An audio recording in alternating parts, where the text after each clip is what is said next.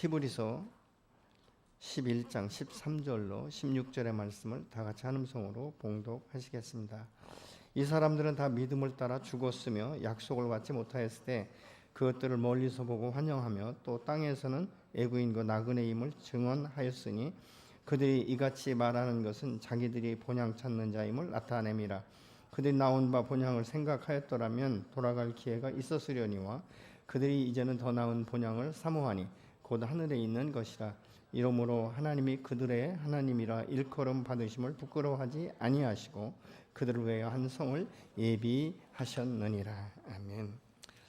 우리의 구원은 사실 굉장히 단순한 것 같습니다. 내가 죄인인 것을 깨닫고 예수를 나의 구세주로 영접하고 받아들이면 우리가 영원한 생명을 얻고 하나님의 자녀가 된 권세를 얻었다는 것을 우리는 먼저 지식적으로 알고 이해하고 받아들입니다. 그래서 많은 분들이 회개하고 예수 믿고 하나님의 자녀가 되는 권세를 가졌습니다. 그러나 우리가 믿음의 사람답게 사는 것은 구원받았다고 바로 하루아침에 새 사람처럼 옛사람의 정서를 끊어버리고 살 수 없는 것이 우리 안에 오랫동안 배운 습관, 이것들이 나를 자꾸 세상 속으로 끌어들이기 때문에 그런 것 아니겠습니까? 그래서 믿음이라는 것은 우리가 믿음의 사람답게 믿음의 조상으로 세워지는 것은 하루아침에 이루어지는 것이 아니라 매일매일 하루하루의 삶 가운데 주님은 나의 구원자가 되시고 나의 사랑이다. 그 은혜라는 것을 기억하면서 말씀과 함께 가야 되는 것이죠. 그래서 이 믿음의 이 삶을 사는 것은 이 기도를 통한 성령의 그 능력과 또 말씀을 통한 그 기반이 갖추어질 때 우리가 균형 잡힌 그리스도인의 삶을 살아가게 되는 것이죠. 그리고 그 안에서 우리가 믿음의 소망을 가지고 살아가는 것입니다. 사람이 세상 가운데 이 믿지 않는 사람들도요, 자기의 그 분명한 꿈과 비전이 있어요. 그것이 인생의 목표가 되지 않습니까? 표대가 된다 그 말이죠. 그래서 이 성공 일변도로 가는 사람도 뭐 좌로나 우로 치우치지 않죠. 오직 내가 무엇이 되기를 원하는가, 그 한 가지 방향을 놓고 달려가는 것들을 우리가 봅니다. 그래서 빌립보서에서도 보면 우리가 뒤의 것은 잊어버리고 앞의 것을 향하여 따라가는데 그것은 부동한 표대여야 된다. 부동한 목표여야 된다라고 말을 합니다. 세상 가운데 자기의 그 꿈과 비전이 정확하지 않은 사람들은요, 세상에서 굉장히 이 변동성이 많습니다. 그래서 돈을 버는 방법도 여러 가지 방법을 취해서 누가 이렇다 하면 이렇게 저렇다 하면 저렇게 아주 귀가 열버가지고 정말 어떤 한 곳에 묵직하게 오랫동안 이렇게 잠잠히 있지 못하고 세상 말로 자바를 떨다가 완전히 본전까지 다 들어먹는 이런 웃지 못할 이런 고통 가운데 놓여지는 경우를 우리가 종종 보게 되는 것이죠. 우리가 신앙생활 이전에 사람을 세 가지 부류로 생각하면요, 첫 번째 사람은 육에 속한 사람이에요. 이 사람은 육신의 정욕, 이생의 자랑, 그래서 이 세상 것에 대해서 자기가 습관되어진 대로 육체가 원하는 대로 따라가는 사람을 말하고 있는 것이죠. 육체가 즐겁고 육체가 그것으로 만족하면 그것만을 향해서 모든 것들을 채워가는, 그래서 본능과 습관에 따라 사는 사람이다, 이렇게 볼 수 있습니다. 이런 사람은 다른 사람이 볼 때 별 생각 없이 사는 사람 같아요. 그래서 자기가 습득된 어떤 지식과 기술을 가지고 사는 것을 당연한 것처럼 살아가기 때문에 새로운 삶에 대한 관심이 별로 없습니다. 그래서 자신이 가지고 있는 이 삶의 방식도 바꾸려고 하지 않는다는 것이죠. 그래서 현재까지의 이 습관을 바꾸는 것이 너무 힘든다라고 생각하기 때문에 이걸 못 바꾸는 거예요. 여러분은 어떻습니까? 우리가 옛사람은 예수 그리스도와 함께 십자가 이미 죽었다라고 말하고 있는데, 여러분, 내가 그리스도인답게 살기 위해서 여러분 습관, 여러분의 사고방식, 어떤 체계, 어떤 이 정체성, 가치관, 이런 것들을 바꾸기 위해서 몸부림쳐 보셨습니까? 변화를 싫어하는 사람들이에요. 그러니까 이대로가 좋다, 이렇게 이제 생각하는 사람들을 우리가 볼 수 있죠. 이 두 번째로는 이 혼적인 부류의 사람인데 굉장히 이성적인 사람이라는 것이죠. 이것이 이성적으로 맞냐, 합리적이냐, 그리고 내게 얼만큼 유익하냐, 그리고 내 생각과 계획이 얼마나 철두철미한지, 이런 것들을 자꾸 주장을 하는 것이죠. 그래서 내 생각과 다르다 그러면 다르다는 것을 받아들이기 전에 틀렸다, 옳고 그름의 문제를 생각하는 것을 우리가 볼 수 있죠. 예를 들면 유대인 같은 경우는 예수 그리스도를 통해서 우리가 구원 받는다. 그는 메시아다. 근데 그거를 자꾸 율법의 틀 속에 묶어가지고 이것을 받아들이지 않죠. 그러니까 쉽게 얘기하면 예수를 믿어도 할례를 받아야 된다. 그래야 구원이 완성된다. 이렇게 생각하던 사람들인 것이죠. 그러니까 오늘날도요. 우리가 그리스도 안에서 성장하지 못하는 부류 중에 하나가 굉장히 이게 혼적인 사람이죠. 굉장히 아주 그 이성이 아주 빠르게 돌아가는 사람들이고 이렇기 때문에 굉장히 계산적이다. 그래서 이 사람은 자기의 생각을 바꾸기 전까지는 자기의 삶을 주님께 맡기지 못하는 이런 일들이 일어나는 것들을 우리가 보는 것이죠. 그래서 이런 사람들은요, 세상 가운데 살면서 삶의 의미와 이 가치를 굉장히 추구하는 사람들이에요. 이렇게 할 때 내 삶의 의미가 어떻게 될까, 내 가치가 어떻게 평가될까, 또 세상 사람들이 나를 어떤 관점에서 볼까, 이런 것에 대해서 굉장히 민감한 반응을 보이는 사람들인 것을 우리가 볼 수 있게 됩니다. 그러니까 이런 사람들은 세상에 살아도 잘 살아야 되고 합리적이어야 되고요. 누가 보아도 지적질 당하지 않는. 그러니까 사도 바울이 예수 믿기 전에 그런 삶을 살지 않았습니까? 학문으로나 여러 가지로 나는 다른 사람에 비해서 뒤지지 않는다. 그래서 자꾸 이렇게 으뜸이 되려고 하는 이런 것들을 볼 수 있게 됩니다. 세 번째 부류의 사람은 영적인 부류의 사람인 것이죠. 믿음으로 살기로 결정한 사람들인데 이런 사람들은요, 약속을 믿음으로 받아들이는 거예요. 신뢰하는 거예요. 아직까지 이루어지지 않았지만 하나님께서 언약하셨기 때문에 이것은 언젠가는 반드시 이루어질 것이다. 지금 내가 사는 동안에 이루어지는 것도 있지만 지금 이루어지지 않은 것은 다음 세대에도 반드시 하나님은 이루실 것이라는 이 믿음을 갖고 사는 사람들이에요. 그러니까 세상 사람들이 볼 때 미쳤다 이런 이야기도 가끔 하죠. 그러니까 이런 그 부분들은 사실 이런 사람들은 땅의 것에 얽매이지 않는 거예요. 영원하지 않은 것에 자기의 인생 전체를 들이지 않는다는 것이에요. 그러니까 무엇이 유익한가? 우리가 이상 나그네 길을 살아가는 것은 애국인과 같이 사는 거죠. 애국인은 그 나라에서 뿌리를 낼 생각을 별로 안 해요. 왜? 언젠가는 내가 떠나야 된다는 생각을 하기 때문에 그런 것이죠. 그러니까 이 믿음의 사람은 내가 영원히 이곳 가운데 살 수 없다는 것을 인식하는 사람들이에요. 그렇다면 이 나그네 길에 내가 살아가면서 적당히 사는 것, 그렇지 않습니까? 막 죽을똥살똥 모르게 24시간도 모자라서 25시간 이상으로 일하고 싶어하는 이런 사람들. 근데 그렇게 열정적으로 일해서 나중에 내 육신의 장막이 무너지면 한 놀도 가지고 갈 수 있는 게 없는 거예요. 그러니까 어떻게 보면요, 제가 요즘에 이제 우리 아파트에 그 요구르트인가 하시는 그 분이 계세요. 근데 그분이나 저희나 똑같이 입주할 때부터 지금까지 사시거든요. 이분은 거의 제가 볼 때 완전히는 아니지만 거의 한 360일 정도는 근무하시는 것 같아요. 아침에 일어나서 그거 끌고 나가면 저녁 해질 무렵에 들어오는데 여행도 못 가는 것 같고 제가 볼 땐 그래요. 그러면 그게 인생인가? 제가 어떤 땐 제 아내한테 그러거든요. 저분은 저렇게 사는 게 자기 인생인가? 이런 생각들을 하게 됩니다. 세상을 살아갈 때 여러분, 이 세상은 영원하지 않아요. 내 육체가 영원히 살 수 없는 거예요. 흙으로 지어졌기 때문에 언젠가 때가 되면 육신의 장막이 무너지는 것이죠. 그러면 그때에 우리가 갈 곳이 어딘가를 정확히 알아야 되는 것이죠. 그리고 내가 이 땅 가운데 남길 것이 무엇인가. 물론 어떤 분들은 그러죠. 내가 지긋하게 그 가난한 곳에서 내가 살았기 때문에 내 자손들에게는 그런 가난을 물려주고 싶지 않다. 좀 부유하게 하고 싶다라고 열심히 일하고 열심히 노력을 합니다. 그런데 여러분, 부라는 것은 아무리 많은 재산을 상속받았어도 그것을 지킬 만한 그 인격이나 지킬 만한 어떤 이 자격이 없으면 순식간에 망해버리는 거예요. 그렇기 때문에 우리 자녀들에게도 영원한 유업으로 줄 것이 무엇인지를 우리는 생각하며 살아야 될 줄로 믿습니다. 그래서 믿음으로 사는 사람은 순례자의 삶을 사는 것. 그것은 무엇입니까? 내가 사는 날 동안 믿음을 지켜서 하나님의 언약을 내가 성취해 가고 내가 성취하지 못한 것은 내 다음 세대에 유업으로 물려줄 수 있는 이런 삶이 돼야 되지 않겠습니까?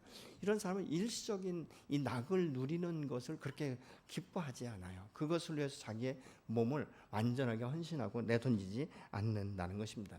왜 그렇습니까? 더 나은 본향이 있기 때문에. 그래서 오늘 성경에서도 보면 저들이 본향을 생각했다면 얼마든지 자유롭게 선택하고 돌아갈 기회가 있었지만 그럼에도 불구하고 돌아가지 않은 것은 더 나은 본향을 그들이 생각하고 있었고 더 나은 본향을 향해서 나아갈 수 있기 때문이다라고 말씀하고 있는 것이죠. 그래서 우리의 하루하루의 삶은요, 사실은 천국을 향하여 걸어가는 거예요.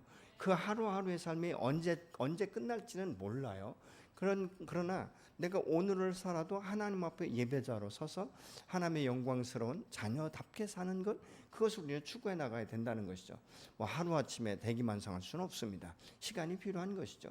근데 그 하루하루의 삶, 다시는 내가 돌아갈 수 없는 이 하루를 어떻게 보내는가는 매우 중요한 것입니다. 내가 오늘 하루를 사는 것은요, 어떻게 사느냐에 따라 내일이 준비되는 것이라고 제가 지난주에도 함께 이야기했는데 말이죠.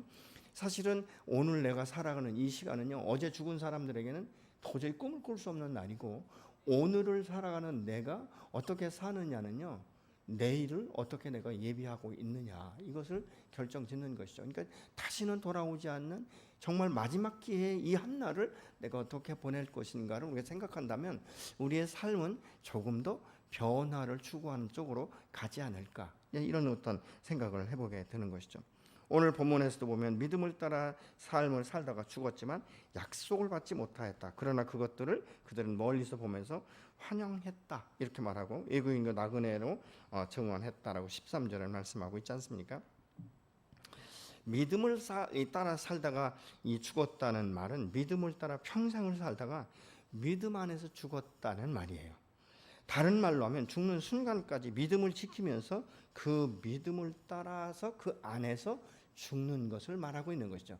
근데 믿음을 따라 살다 그 안에서 죽은 사람들은 영원한 죽음이 아니라 영원한 생명, 내가 손으로 짓지 않은 하나님이 지으신 그 천국의 이 집에 입성하게 되는 것들을 이들은 믿음으로 받아들였다라고 말하고 있는 것입니다. 그렇기 때문에 히브리서 11장 1절에 보면 믿음은 바라는 것들의 확신이요 보이지 않는 것들의 증거다, 이렇게 세번역 성경은 말씀을 하고 있습니다. 노아 같은 경우는 하나님의 말씀을 따라 방주를 지을 때 홍수라는 것을 전혀 경험하지 못한 사람이에요. 근데 또 한 가지는 뭐냐면 그 바다 위에 떠 있는 배를 한 번도 본 적이 없는 사람이에요. 그러니까 배가 뭔지도 모르고 비가 내려서 뭐 홍수가 나고 그 뭐 이 모든 그 산과 들이 덮인다, 이거는 상상조차 할 수 없는, 아니 어떻게 세상에 그런 일이 일어날 수 있을까라고 반문할 수 있는 그런 시대에 여호와 하나님께서 방주를 지으라, 물로 심판하겠다, 이 말씀을 하시니까 그대로 순종하는 것을 볼 수 있죠. 자, 그러면 방주를 지으라고 말씀하신 하나님께서 막연하게 야 너 방주 지어, 이렇게만 말씀하신 게 아니에요. 그 노아가 순종할 때 하루하루 설계 도면을 보여주신 거예요. 너가 오늘은 이렇게 기초를 잡고, 그리고 나무는 어떤 것을 쓰고, 거기에서 이 물이 스며들지 않도록 어떻게 방수할 것인가, 그래서 욕청을 바르고, 이렇게 계속적으로 말씀하고 칸을 들이고 몇 층으로 지을 것인가를 매일매일 설계 도면을 말씀하신 거예요. 그러면서 물로 심판한다는 것이 뭐 갑자기 오늘 말씀하시고 내일 심판한 것이 아니라 120년이라는 시간을 주고 있는 거예요. 근데 놀라운 것은 노아가 120년 동안 그 믿음이 변질되지 않고 신뢰함으로 나갔다는 거예요. 그럼 믿음이 변질되지 않고 신뢰함으로 나갔다는 의미는 무엇입니까? 매일매일의 삶에 예배자로 섰다는 것이에요. 어디서요? 자기가 있는 자리에서. 여러분, 오늘 또 우리가 신앙생활을 하는 것은 내가 있는 직장, 내가 있는 가정, 내가 뭐 차를 타고 간다면 차 안에서도 우리는 예배자의 자세를 가지고 살아가야 된다는 거예요. 여러분, 이 세상은요 얼마나 험난한지 모릅니다. 얼마나 유혹이 많은지 모릅니다. 하루에도 수백 번, 수천 번씩 우리의 생각을 치고 들어오는 경우가 굉장히 많습니다. 믿음으로 살려고 하면 너 그렇게 하다가는 너 그냥 살 수 있겠니? 너 그럼 못 살아. 이렇게 우리 마음 가운데 자꾸 이 옛사람의 이 정서를 주입시키는 이런 그 모습들을 우리가 볼 수 있게 되는 것이죠. 여러분, 스데반 같은 경우는 사도행전 7장에 자기가 이제 마지막 고별 설교를 하지 않습니까? 그러니까 이 사람들이 무엇입니까? 그 유대인들이 짓는 이 죄에 대해서 지적질하니까 너무너무 화가 나는 거예요. 내가 무슨 죄를 졌는가? 나는 율법을 지키고 있는데, 이런 어떤 자만심, 어떤 이 교만, 이 높아진 마음이 그들에게 있었던 거예요. 그러니까 죄졌다라고 말하니까 얼마나 분노가 나겠습니까? 그래서 돌로 쳐 죽이려고 하지 않습니까? 근데 그때 이 스데반 집사가 기도하는데 하늘이 열리는 거예요. 그리고 예수께서 하나님 우편에 앉아 계신 것을 스데반 집사가 보았다, 이렇게 말하고 있지 않습니까? 그것은 무엇입니까? 죽음보다도 더한 것은 그 안에 하나님께서 어떻게 되었는지를 볼 수 있는 것이죠. 그래서 사도행전 7장 56절에는 이렇게 말합니다. 말하되 보라 하늘이 열리고 인자가 하나님 우편에 서신 것을 본다 한데 이렇게 말씀하고 있거든요. 믿음은 자신이 믿는 이 대상을 명확히 아는 데부터 시작이 되는 거예요. 이것이 정확하지 않으면요, 삶의 목적지가 계속해서 바뀌는 거예요. 유동성이 있는 거예요. 여러분, 우리의 믿음의 분명한 표대는 예수 그리스도입니다. 아멘이십니까? 그분만을 바라보고 나가는 것이죠. 그리고 하나님의 부르심에 합당한 그 상급의 멸류관을 향해 나가는데, 히브리서 11장 6절은 이렇게 살려면 믿음이 있어야 된다. 믿음이 없이는 하나님을 절대적으로 기쁘시게 할 수 없다라고 분명하게 말씀하는 것을 우리가 볼 수 있지 않습니까? 그럼 여러분, 믿음이 무엇이냐는 것이죠. 믿음이. 여러분, 믿음이 무엇이에요? 말씀을 따라 지키는 것 아니겠습니까? 하나님께서 말씀하신 것에 대해서 아멘을 우리가 화답하고 있는 것을 말하고 있는 것이죠. 사실 믿음의 사람이요, 이 삶의 방향을 제대로 잡지 못하면 여전히 우리는 이 세상 것들을 추구할 수밖에 없어요. 옛사람의 정선을 따라 이리 끌리고 저리 끌려갈 수밖에 없어요. 왜? 내 안에서 탐심과 탐욕이 불릴 듯 일어나고 정욕이 불릴 듯 일어나기 때문에 나도 모르는 새에 순간순간 넘어지는 일들이 허다한 것들을 우리가 볼 수 있지 않습니까? 민수기 22장에 보면요, 발람은 이방 종교인이었지만 하나님의 음성을 듣는 사람이었어요. 하나님께서 말씀하시는 것을 들었던 사람이라는 것이죠. 근데 이 발락, 이 모압 왕, 이 발락이 모압과 이 미디안 장로들에게 예물을 준비해서 발람에게 보내면서 이스라엘 백성들이 얼마나 광대한지 너무너무 이게 질려버린 거예요, 발락이. 그래서 이스라엘 백성들을 저주해달라고 이 발람에게 사람을 보내거든요, 장로들과. 그러니까 발람이 처음에 하나님 앞에 질문하는 거예요. 하나님, 여차저차한데 제가 갈까요? 그러니까 하나님께서 뭐라고 말씀하냐면요, 민수기 22장 12절에는 그들과 함께 가지도 말고 그 백성을 저주하지도 말라. 그들은 복받은 자들이다. 이렇게 분명하게 말씀하셨어요. 어떻게 해요? 그들에게 가지도 말고 저주하지도 말라. 왜? 그들은 하나님의 선민이고 하나님의 복받은 자다. 이렇게 분명하게 말씀을 하셨어요. 그러면 다음에 이 발락이 더 높은 이 사람들을 보내면서 더 많은 재물을 가지고 오거든요.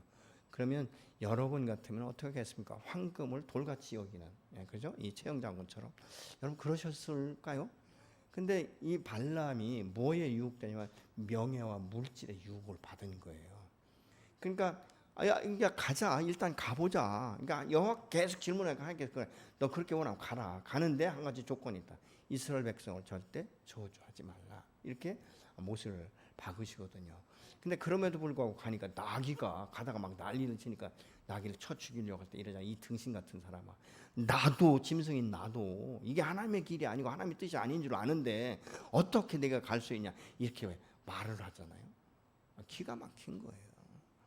여러분, 우리가 세상에서 말이죠, 예를 들어 지진이 난다, 사람을 못 느끼는데 짐승을 느낀다는 거예요. 그래서 이 지진이 나기 전에 이 쥐새끼들이 다 도망간다 했잖아요. 그러니까 이렇게 어떻게 보면 굉장히 짐승들도 민감할 때가 있다는 것을 우리가 볼 수 있죠. 또 하나님의 역사는 꼭 사람을 통해서만이 아니라 이런 천지 만물을 통해서도 우리에게 역사하시는 일들이 있는 줄로 믿습니다. 그래서 그곳에 갔을 때 이제 발락이 요구하니까 제단을 쌓고 그리고 짐승을 잡고 그러거든요. 근데 이 발람이 가서 기도할 때마다 여호와께서 말씀하시는 거예요. 이스라엘 백성 저주하지 마라. 그럼 오히려 축복하게 하거든요. 그래서 세 번째, 네 번째까지 그렇게 반복적으로 해요. 그러니까 발락이 나중엔 화가 났어요. 너 이러려면 왜 왔냐? 아니 여기까지 왔고 내가 그만큼 너한테 뇌물을 주고 명예를 준다고 했으면 내 말을 좀 듣고, 네가 자꾸 얘기하는 그 여호와가 누군지는 모르지만 네가 저주할 수도 있는데 왜 그렇게 하느냐, 이렇게 이제 화가 나니까 나중엔 네가 가고 싶은 대로 가라, 이렇게 말하고 있거든요. 근데 발람이 이스라엘 백성들을 저주하지 않았지만 이스라엘 백성들을 올무에 빠지게 발락에 가르친 게 있어요. 그게 뭐냐면 윤리적으로 도덕적으로 해하게 만들어 버린 것이죠. 그래서 민수기 25장 1절은 이렇게 말씀합니다. 이스라엘이 시딤에 머물러 있더니 그 백성이 모압 여자들과 음행하기를 시작하니라. 이는 민수기 31장 16절에 보니까 보라 이들이 발람의 꾀를 따라 이스라엘 자손을 부올 사건에서 여호와 앞에 범죄하게 하여 여호와의 회중 가운데 연병이 일어나게 하였느니라. 그러니까 발람이 뭐냐? 성적인 문란을 일으키겠다는 거예요. 그러니까 입으로는 차마 여호와께서 말씀하시니까 이스라엘 백성들을 저주하지 않았지만 이스라엘 백성들의 이 삶을 흔들어 놓은 거예요. 그러니까 무엇입니까? 하나님 앞에 이 성적인 범죄를 함으로 해서 연병이 돌았다라고 말씀하고 있지 않습니까? 근데 발람이 이렇게 할 수밖에 없었던 것은 이 발락이 제공한 부와 명예심 때문에 무너졌다는 것입니다. 여러분, 우리의 신앙이 주의 말씀에 바르게 서지 못하고 믿음으로 살지 못하는 것은 부와 명예 때문이 아닌지 우리가 생각해 봐야 되는 것이죠. 오늘 많은 사람들이 신앙생활을 제대로 하는 것 같지만 사실은 부와 명예를 위해서 하나님의 말씀에 불순종하는 것들이 너무 많습니다. 여러분 어떻게 생각하십니까? 여러분 지금 신앙생활을 제대로 하신다라고 생각합니까? 어떤 때는 보면 하나님 앞에 굉장히 인심 쓰는 척하고 있지만 여러분 그 인심이 아니에요. 당연한 것을 당연하게 여기지 않는 것이죠. 여러분, 하나님은 우리가 무엇을 하고 안 하고 때문에 하나님의 존재가 가치가 떨어지고 더하고 이것 아니에요. 하나님 있는 모습 그대로예요. 우리가 뭘 더하든 덜하든 그것은 당연히 해야 될 일인데 당연히 해야 될 것을 하면서 마치 자기가 남보다 나은 것처럼 더하는 것처럼 이렇게 한다는 것은 그런 교만이면서 위선일 수밖에 없는 것이죠. 여러분 우리가 잘 아는 대로 사사기 13장 이하에 보면 이 나시린으로 태어난 이 삼손을 우리가 봅니다. 근데 삼손은 사실은 여호와 하나님께서 말이죠, 나기 전부터 나시린이 될 것에 대해서 말씀했고 하나님의 그 사람으로 하나님의 그 종으로 쓰임 받을 것을 말씀하셨어요. 그에게 하나님께서 큰 힘과 능력을 주신 것을 삼손이 젊은 나이에 알기 시작한 것이죠. 그래서 이 사사기 13장 이하에 보면 삼손에게 한 가지 조건이 있는데 머리에 면도칼을 대지 마라. 그러니까 머리털을 밀지 말라. 이렇게 분명하게 말씀했고 또 하나는 부정한 것과 이 포도주와 독주를 마시지 말라. 이렇게 말씀을 하셨거든요. 그것이 이제 나시린으로서의 삶의 조건이죠. 그것은 뭐냐면 우리가 예수 믿고 거듭났다고 해서 무질서하게 살려고 하지 않았어요. 우리가 진리 가운데 자유를 누릴 수 있지만 그 자유는 진리 안에서예요. 여호와의 말씀 안에서 주님과 함께 동행할 때 이루어지는 것을 믿습니다. 그럼에도 불구하고 그가 하나님의 부르심과 이 사명 앞에 바르게 서지 못하니까 가끔은 자기의 생각대로 자기의 계획대로 일들을 추진해 나가는 것이죠. 그러니까 딥나 여인하고 이제 결혼하게 해달라고 하니까 아버지가 야 왜 너 이방인과 결혼하려고 하냐 이걸 반대하거든요. 근데 삼손의 마음가운데는 뭐가 있었냐면 이 여인을 통해서 블레셋 사람들의 마음을 이제 자극시켜서 블레셋 사람들 치려는 계획이 있었어요. 근데 이것이 여호와께서 말씀하신 계획이 아니에요. 자기의 계획인 거예요. 그러니까 이 삼손이 또 왜 또 이런 일들을 가끔가다 저지르려면 낙이 턱 뼈나가지고 막 수천 명씩 죽이잖아요. 이런 일들이 일어나니까 야 내게 이런 힘이 있구나, 이런 능력이 있구나. 그러면 내가 내 힘으로 모든 것을 할 수 있겠다는 생각을 하는 거예요. 근데 이 삼손의 그 일대기를 보면 가장 약한 것이 여자였어요. 사랑에 빠지는 것을 볼 수 있죠. 그래서 이 삼손이 사실은 하나님 앞에 나가서 하나님의 뜻을 따라서 구하고 하나님 말씀하실 때 그 말씀대로 순종을 해야 되는데 자기 생각대로 하는 거예요. 자기 생각대로. 자기 의를 드러내기 시작하고 내가 얼마나 힘든 사람인지 이런 것도 자꾸 나타나려고 하는 것을 우리가 보게 되는 것이죠. 그래서 이 삼손은 말이죠, 사사기 16장 같은 소래 골짜기에 있는 드릴라라는 이 여인에게 빠져버렸어요. 아주 사랑에 빠져버렸죠. 근데 삼손이 또 무엇을 잘못했냐면요, 그 길을 가다가 보니까 이 젊은 사자가 막 삼손을 꼭 잡아먹을 것처럼 막 대드는 거예요. 그러니까 이 삼손이 그 사자의 입을 더 확 찢어버렸는데 염소 새끼 찢듯했다 이렇게 말하고 있잖아요. 그랬으면 그냥 사자를 찢어 죽이는 자체도 부정한 것 아니겠습니까? 근데 한참 지나가다 보니까 아니 이 사자가 죽은 시체 안에 벌들이 살면서 꿀을 그 안에 넣은 거예요. 그래서 이 꿀을 먹지 않습니까? 그리고 이걸 수수께끼로 내는, 그러니까 부정한 음식을 먹고 이렇게 행동하는 것을 우리가 볼 수 있게 된 것이죠. 근데 드릴라를 만나면서부터 이제 그 사랑에 빠져버렸어요. 그러니까 사랑에 빠지니까 드릴라가 이제 이런 생각을 하는 거예요. 처음엔 사랑했겠죠. 근데 이 그 블레셋 방백들이 이제 찾아와서 드릴라에게 이런 이야기를 하는 거예요. 너가 삼손의 힘의 그 근원을 우리에게 정확하게 사실대로만 이야기해주면 우리가 각각 1,100 은달란트를 주겠다, 은전을 주겠다 이렇게 말하고 있는 거예요. 그러니까 여기서 방백들이라는 이 복수는 뭐냐면 이때 블레셋은 5 이 족속으로 함께 모였던 거예요. 그러니까 5명한테 각각 은 1,100개씩 받으면 얼마입니까? 5,600개, 한 5,500개 정도가 되잖아요. 그러면 이것을 돈으로 세상적으로 따지면요, 드릴라는 일하지 않고 수십 년을 그냥 먹고 살 수 있는 거예요. 한 번도 일하지 않고도 그만큼의 돈을 벌 수 있는 거예요. 그러니까 이 드릴라는 돈에 빠져버린 거예요. 왜요? 세상 사람이지 않습니까? 그러니까 어떻게든지 이 삼손의 그 힘의 근원을 찾아내려고 한데 삼손도 여러 번 속았지 않습니까? 여인들한테 속았고 하여튼 블레셋 사람들한테 속았잖아요. 그리고 또 한 번은 뭐냐면 이스라엘 백성들도 삼손을 달갑게 생각하지 않아요. 왜냐하면 자꾸 블레셋 사람들 건드려가지고 자꾸 불화를 일으키니까 삼손을 잡아서 또 블레셋 사람들에게 넘겨주기도 하고 이러잖아요. 그러니까 삼손도 보면 상처받은 사람이에요. 자기가 하나님의 사람인데도 불구하고 자기 동족들로부터도 인정받지 못하는 이런 일이 있다 보니까 계속적으로 거짓말을 하고 있죠. 한 번 속고 2번 속고 이 여인이 계속적으로 속아요. 그러다 보니까 나중에는 너무너무 화가 나는 거예요. 그러니까 뭐라고 말하냐면 당신이 정말 나를 사랑한다면 어떻게 내가 이렇게까지 거짓말할 수 있냐. 한두 번도 아니고 어떻게 이렇게 할 수 있느냐. 이런 이야기를 하니까 삼손이 고민하기 시작해요. 갈등하는 거예요. 내가 이 여인을 사랑은 하는데 내가 생각해도 거짓말을 너무 많이 했구나. 그럼 이것을 어떻게 할 건가? 여러분, 이럴 때 우리가 어떻게 해야 되죠? 참 우리의 그 이론은 쉬워요. 하나님 앞에 나가 질문해야 되죠. 기도해야 되겠죠. 그래서 하나님 앞에 질문한 거예요. 하나님, 내가 이 여인을 정말 사랑하는데 내가 이 나시린인데 내 머리털에 면도칼을 대는 것을 하나님 절대적으로 금하셨는데 내가 지금 갈등이 일어납니다. 어떻게 하면 좋겠습니까? 이런 질문을 해야 되는데 여러분 사랑이 너무 깊이 빠져버리면 이게 없는 거예요. 뭐 머리털 정도 밀어도 나에게는 힘이 있으니까 이런 생각을 하는 거예요. 그게 사실대로 말하고 있잖아요. 그러니까 머리털 밀고 나는데 그 삼손이 한 말이 있어요.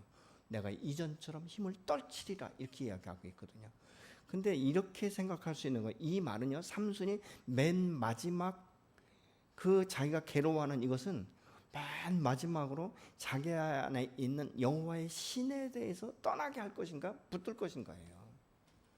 때로는 우리가 세상에 살면서 내가 이러다 큰일 나지 자기도 모르게 자기의 이 양심의 소리를 들을 때가 있어요. 그럼 그때 내가 이것을 묵살해버리면 안 되는 거예요. 하나님 앞에 나가 질문해야 되는 것이죠. 그럼 하나님께서 노라고 말씀하시면 멈출 수 있는 이것이 돼야 되거든요. 이 작동이 되지 않으니까 삼손이 다 이야기를 해버린 것이죠. 그러니까 결국은 무엇입니까? 아무런 힘을 발휘하지 못했어요. 그러니까 여호와의 신이 떠난 것이죠. 이때는. 그죠? 왜요? 삼손이 계속적으로 하나님 말씀과 상반된 일들을 하니까. 왜요? 힘을 믿은 거예요. 여러분 우리의 신앙생활은요 능력으로만이 아니에요. 왜냐하면 삼손은요 뭐가 없었냐? 능력은 있었는데 말씀이 없었어요.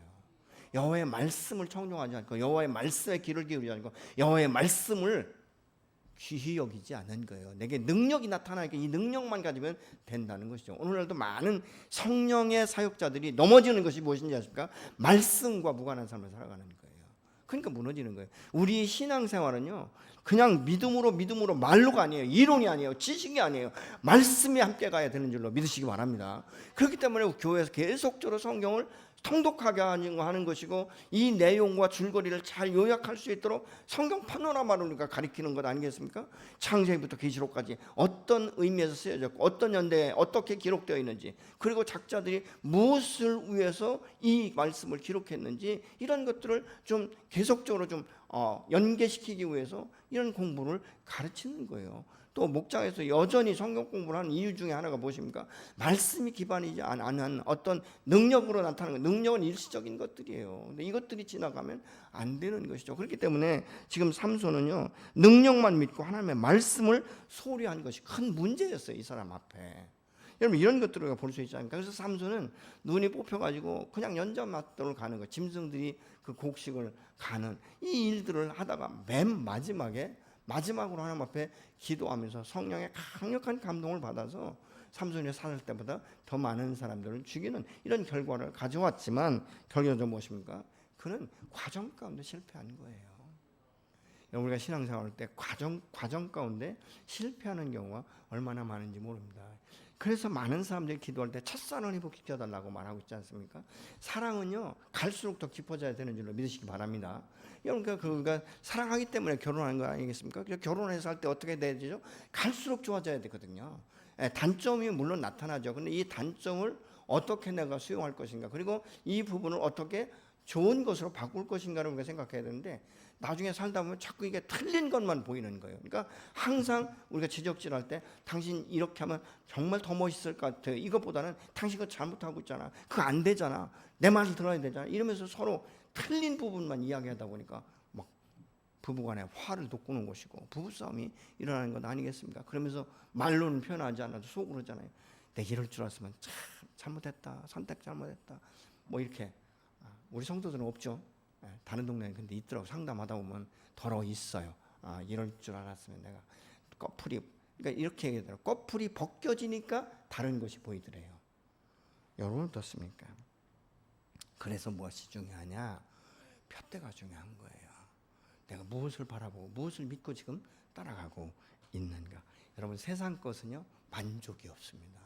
아무리 채워도 만족이 없어요. 그래서 히브리서 11장에 나오는 믿음의 선배들은요, 한결같은 것이 뭐냐, 하나님의 그 부르심 앞에 온전한 순종을 해서 언약이 성취되는 것을 삶의 현장 가운데 경험했고, 지금 이루어지지 않은 것, 자기가 경험하지 못한 것을 미래에 이루어질 것에 대한 확신을 갖고 그들이 살았다는 것을 우리가 볼 수 있는데, 히브리서 11장 7절 같이 보시겠습니다. 믿음으로 노아는 하나님께서 아직 보이지 않는 일들에 대하여 경고하셨을 때 하나님을 경외하고 방주를 마련하여 자기의 가족을 구원하였습니다. 이 믿음을 통하여 그는 세상을 단죄하고 믿음을 따라 얻는 의를 물려받는 상속자가 되었습니다. 아멘. 그러니까 자기가 이런 믿음을 가지고 세상 사람들에게 하나님이 어떤 분인지를 드러냈을 뿐만 아니라 믿음의 상속자가 되었다라고 말하고 있지 않습니까? 아까도 말씀드렸지만 노아가 물로 심판한다는 건 한 번도 비를 구경하지도 못했는데 물로 심판한다는 것을 믿었다는 거예요. 배를 한 번도 구경하지 못했지만 여호와께서 말씀하시니까 그러면 주님 제가 순종하겠습니다. 그런데 어떻게 해야 될 것을 가르쳐 주십니까? 매일매일 그거에 대한 설교 도면을 하나님께서 주셨겠죠. 제가 먼저 있던 교회에서 한 3,500석의 성전을 건축할 때 전체적인 것들을 어떻게 보면 뭐 그림은 제가 볼 수 없지만 전체적인 것을 리딩하고 그 물질이라는 이 모든 것들을 담당하는 그런 일들을 제가 감당을 했어요. 그런데 어느 때인가 보면요, 하나님 앞에 이 그 스태프들, 그러니까 뭐 공사 현장 소장이나 뭐 건축위원장이나 건축위원들하고 어떤 뭐 이렇게 조율을 하고 이럴 때요, 그때 매일 새벽마다 가서 기도를 하는데 어떤 때는요 하나님께서 설계 도면을 보여주세요. 근데 설계 도면을 제가 설계 도면을 놓고 어딘지를 찾으라고 못 찾아요. 근데 하나님께서 그날 이 미팅에서 이야기할 이야기들과 그 그림에 대해서 보여주는데요, 제가 깜짝 놀란 게 뭐냐면요, 하나의 기둥을 세울 때 철근이 몇 미리짜리가 몇 개가 들어가고 몇 미리짜리가 몇 개가 들어가야 된다는 것을 하나님께서 숫자적으로 말씀해 주시더라고요. 제가 그걸 이야기했죠. 그래서 얘기했더니 깜짝 놀란 거예요, 이 사람들이. 아니, 목사님이 어떻게 설계 도면을 볼 줄도 모르는데 철근이 몇 미리짜리가 몇 개가 들어가고 몇 미리짜리가 몇 개가 들어가는데 어떻게 아는가. 하나님 가르쳐 주신 거예요. 제가 저는 사실 놀랐거든요. 야, 하나님 참 기이하시다. 이걸 왜 가르쳐 주셨을까? 근데 제가 나중에 지나고 생각해 보니까 이 사람들이 정확하게 하고 있는가 안 하고 있는가를 하나님이 말씀을 통해서 그들에게 도전해 주신 것 같아요. 정확하게 해라. 왜냐하면 그때 현장 소장도 장로였었거든요. 다른 장로교회 장로였었는데 저도 깜짝 놀랐고 그들도 깜짝 놀라더라고요. 어떻게 목사님이 그걸 아셨느냐. 뭐 저도 모르지만 여하튼 여호와께서 말씀하셨으니까요. 그런데 우리가 보면요, 이 창세기 6장 5절로 6절에 보면 여호와께서 사람의 죄악이 세상에 가득함과 그의 마음으로 생각하는 모든 계획이 항상 악할 뿐임을 보시고 땅 위에 사람 지으신 것을 한탄하셨다라고 말씀하고 있어요. 당신의 형상으로 지었고 이 에덴 동산에 머무르게 할 때 하나님이 굉장히 기쁨으로 충만하셨거든요. 그리고 하나님과 이 대화, 소통이 됐다는 거예요. 여러분, 피조물이 창조주와 소통한다는 것처럼 큰 축복과 은혜가 어디 있겠습니까? 그런데 그렇게 사랑하고 그렇게 존중하고 그렇게 그 은혜 안에 살게 하셨던 인간이 죄로 가득하니까 한탄하셨다, 이렇게 말씀하고 있어요. 근데 한탄하시고 뭐 후회하시고 인간을 쓸어오시고 재창조하신 것이 아니지 않습니까? 인간을 다시 세울 것을 하나님께서 하신 것들을 우리가 볼 수 있죠. 근데 이 노아가 이렇게 살 수 있어 하나님을 경외함으로 공경한다. 이제 경외함이라고 말하는데 경외함이라는 것은요, 공경한다, 존경한다 이런 의미예요. 하나님이 하시는 일을 다 옳습니다, 이렇게 이제 스스로 말하고 있는 것이죠. 그래서 노아가 그렇게 말씀하시는 하나님을 경배받으시기 합당한 분이라고 생각하기 때문에 그는 매일매일의 삶 가운데 예배자로 서게 된 줄로 믿습니다. 아브라함은 어떻습니까? 무자했지만 하나님의 말씀 앞에 순종하잖아요. 25년 만에 얻은 아들을 번제물로 드리라고 할 때 그는 그것에 대해서 토를 달지 않고 번제물로 드리려고 하면서 무엇입니까? 여호와 일의 하나님을 경험하는 것을 우리가 볼 수 있지 않습니까? 우리의 믿음은요, 보이지 않는 것들이에요. 여러분, 내일의 일에 대해서 하나님이 약속할 때 그것을 볼 수 있습니까? 볼 수 없어요. 손으로 만질 수도 없어요. 손으로 만질 수 있고 볼 수 있는 것이면 믿음이 아니어도 다 그거는 합리적이니까 이성적으로 판단해도 당연히 순종하는 게 맞죠. 근데 그렇게 보이지 않지만 뭐를 통해서 하나님 말씀하시면 그렇다고 하시면 그런 줄로 알고 믿는 것, 이것이 믿음이에요. 어떻게 보면 굉장히 이성적인 사람은 맹목적이다, 쇠뇌다 이렇게 말할 수 있지만 여러분, 여호와의 말씀은요, 내가 다 이해할 수 없어요. 어떤 때는 제가요, 똑같은 본문을 가지고 설교를 해도요, 설교를 준비할 때 생각하게 하시는 것이 다 달라요.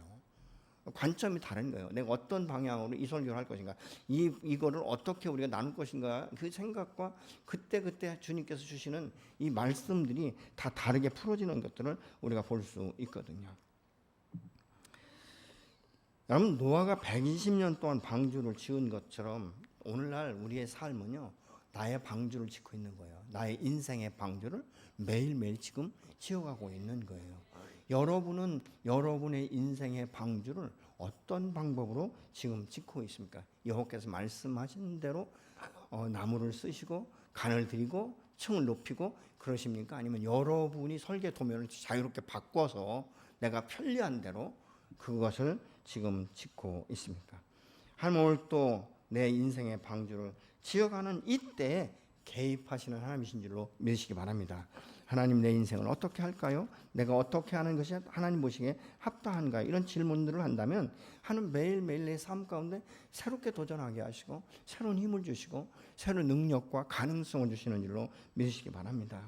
여러분, 누가복음 12장에 우리가 잘 아는 대로 어리석은 부자는요, 너무나 풍년이 들다 보니까 얼마나 그것에 설렘이 있었고 얼마나 만족이 있었고 얼마나 감동이 됐는지 몰라요. 그러니까 자기 영혼에게 탁 치면서 말하는 거예요. 내 영혼아, 이제는 창고를 더 넓히면서 먹고 마시고 즐겨도 되겠다, 이렇게 말하는 거예요. 근데 그때 하나님께서 뭐라고 말씀하세요? 야, 이 어리석은 자야, 너가 이 풍년 때문에 만족하느냐? 내가 오늘 밤에 내 영혼을 걷어간다면 이 풍족한 것이 너에게 무슨 유익이 있겠느냐, 이렇게 말씀하시지 않습니까? 여러분, 내가 지금 방울버둥치고 내가 지금 모색하고 있는 이것들을 추구해 가지고 안간힘을 다하고 있지만 여호와 하나님께서 이 어리석은 자야, 내가 오늘 내 영혼을 취한다면 너의 이 노력과 이 수고와 이것들이 무슨 유익이 있겠느냐라고 말씀하신다면 여러분 어떻게 하시겠습니까? 하나님 10년만 더 연장시켜 주십시오, 20년만 더 연장시켜 주십시오, 이렇게 말할 수 있겠습니까? 우리의 삶은요, 이론이 아니에요, 지식이 아니에요, 믿음을 따라 사는 것입니다. 믿음을 따라 살기 위해서는 오늘 또 우리가 끊임없이 몸부림쳐야 되는 거예요. 삼손을 사랑한다라고 말하는 드릴라는요, 얼마나 끊임없이 그를 집요하게 파고드는지 모릅니다. 그러니까 어떻습니까? 블레셋 방백들은요 물질을 써가면서 그렇지 않습니까? 그거 하나 알기 위해서 각자가 은 1,100개씩을 주겠다라고 말하고 있는 거예요. 많은 물질이 들어간다 할지라도 삼손의 그 깊은 것을 빼낼 수만 있다면, 여러분 사단은 오늘도 우리를 그렇게 공격하고 있어요. 이 연약함을 너무나 잘 알고 있는데 이 연약함을 집중적으로 공격하기 시작하는, 한 번, 두 번이 아니라 지속적으로 하는 거예요. 그러니까 우리가 뭐예요? 믿음의 사람은 깨어 있어야 되는 거예요. 근데 깨어 있기만 하는 것이 됩니까? 깨어서 하나님 앞에 기도하고 성령의 능력을 체험하고 말씀이 같이 갈 때 날마다 승승장구하게 되는 줄로 믿습니다. 그럼 그렇기 때문에 13절은 이렇게 말씀합니다. 지금 내가 열거한 이 사람들은 하나님께서 약속하신 것을 다 얻은 뒤에 죽은 것이 아닙니다. 그들은 단지 그 약속에 자기 앞에 다가오고 있는 것을 기쁨으로 기다렸습니다. 그들은 세상이 참 고향이 아니고 다만 자신들이 이 땅에 나그네로 있는데 불과한 것을 알고 있었습니다. 이렇게 이 현대어 성경에서 말씀을 하고 있어요. 참 놀랍지 않습니까? 그러니까 이 히브리서를 통해서 오늘날 우리에게 굉장히 구체적으로 도전하고 있는 거예요. 야, 너희 믿음의 선배들이 이렇게 살았어. 그럼 이 얘기는 무슨 얘기입니까? 너희들도 그렇게 살 수 있어. 어떻게 해요? 주의 말씀과 성령의 능력으로 살 수 있다라고 말하고 있는 것이죠. 제가 얼마 전에 영상 하나를 봤는데요. 이 여인은 3가지의 암에 걸렸어요. 그런데 자기가 생존율이 2%밖에 되지 않아요. 이 여인이 뭐라고 말하냐 하십니까? 2%는 0%에 비하면 무한한 가능성이 있는 것이다. 그렇기 때문에 나는 내 인생이 쉬워질 때까지 그냥 기다릴 수가 없다. 그래서 내가 먼저 행복해지기로 결정한다. 이렇게 말을 하고 있어요. 최악의 상황 속을 헤엄쳐 보세요. 내 마음은 내 손에 달려 있어요. 내가 무너지지 않아요. 내가 굽힐 수 있는 믿음을 주십시오. 나는 새로운 삶을 바라봅니다. 이러면서 그가 노래를 하는 것을 볼 수 있습니다. 우리가 하나님을 신뢰하고 하나님 믿을 수 있는 것이 2%도 안 되겠습니까? 하나님의 약은 100%입니다. 2%의 생존율을 가지고 이렇게 도전할 수 있다면 우리 하나님 앞에 어떻게 믿음의 삶을 살기 위해서 도전해야 될 것 같습니까?